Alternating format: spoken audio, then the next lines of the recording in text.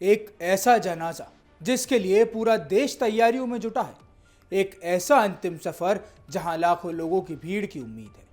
11,000 बसें, 24 घंटे चलती मेट्रो, हजारों सुरक्षाकर्मी और अब एक ऐसा दावा जिसने पूरी दुनिया का ध्यान अपनी ओर खींच लिया कि अगर हालात बिगड़े तो 1500 से 3000 लोगों की मौत तक की आशंका को देखते हुए इमरजेंसी प्लान तैयार किया गया। यहां तक कि कथित तौर पे 3000 कब्रों की पहले से तैयारी रखने की बात सामने आई है। आखिर क्या है इस दावे की सच्चाई? क्यों इतना डरा हुआ है ईरान? और क्यों इस स्टेट फ्यूनरल को आधुनिक इतिहास का सबसे बड़ा सिक्योरिटी ऑपरेशन कहा जा रहा है?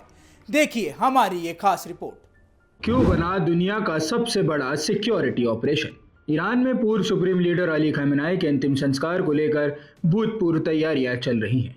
राजधानी तेहरान में लाखों लोगों के जुटने की संभावनाएं हैं। यही वजह है कि शहर को लगभग हाई सिक्योरिटी जोन में बदल दिया गया है। कई इलाकों में मूवमेंट रिस्ट्रिक्शंस लागू हैं। एयर ट्रैफिक पर भी असर पड़ रहा है और सुरक्षा एजेंसियां हर संभव खतरे पर नजर बनाए हुए हैं। 11,000 बसें, फ्री मेट्रो और करोड़ों का खर्च।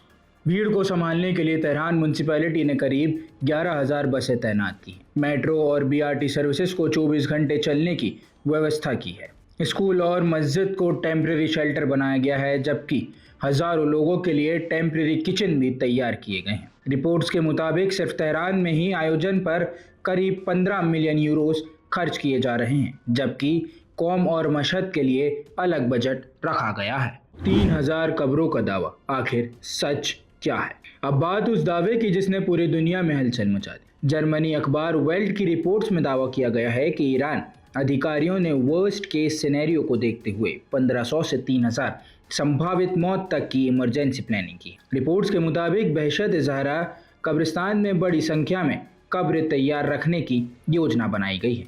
हालांकि यह दावा कथित लीक दस्तावेज और नगर प्रशासन से जुड़े सूत्रों पर आधारित है। इसकी स्वतंत्र पुष्टि नहीं हुई है और ईरानी सरकार ने भी आधिकारिक तौर पर इसकी पुष्टि नहीं की है। क्यों सता रहा है भगदड़ का डर? इस डर की वजह ईरान का इतिहास है। 1979 में रुहुल्लाह खamenei के अंतिम संस्कार में भगदड़ मच गई थी, जिसमें कई लोगों की जान चली गई थी। फिर 2020 में कासिम सुलेमानी के अंतिम संस्कार में भी भगदड़ में 56 लोगों की मौत हुई थी। यही वजह है कि इस बार प्रशासन कोई जोखिम नहीं लेना चाहता। सिर्फ जनाजा नहीं, पॉलिटिकल मैसेज भी। विश्लेषकों का मानना है कि यह सिर्फ अंतिम संस्कार नहीं बल्कि दुनिया के लिए एक राजनीतिक संदेश भी है। ईरान यह दिखाना चाहता है कि युद्ध और तनाव के बावजूद उसकी व्यवस्था मजबूत है। इस वजह से पूरे आयोजन को राष्ट्रीय एकता के प्रतीक के तौर पर पेश किया जा रहा है। दुनिया की नजरें तेहरान पर। इस जनाजे में कई देश के प्रतिनिधिमंडल के शामिल होने की खबर है। वहीं सोशल मीडिया पर लाखों लोगों की भीड़ की तस्वीरें लगातार सामने आ रही। हालांकि दूसरी तरफ महंगाई और आर्थिक संकट से जूझ रहे कई ईरानी इस आयोजन पर हो रहे भारी खर्च पर सवाल उठा रहे हैं। सबसे बड़ा सवाल, क्या लाखों लोगों की भीड़ के बीच ईरान किसी बड़े हादसे को टाल पाएगा?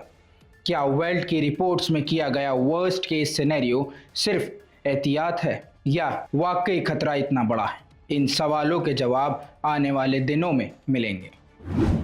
इतिहास गवाह है कि ईरान में बड़े जनाजे कई बार बड़े हादसों में भी बदल चुके हैं।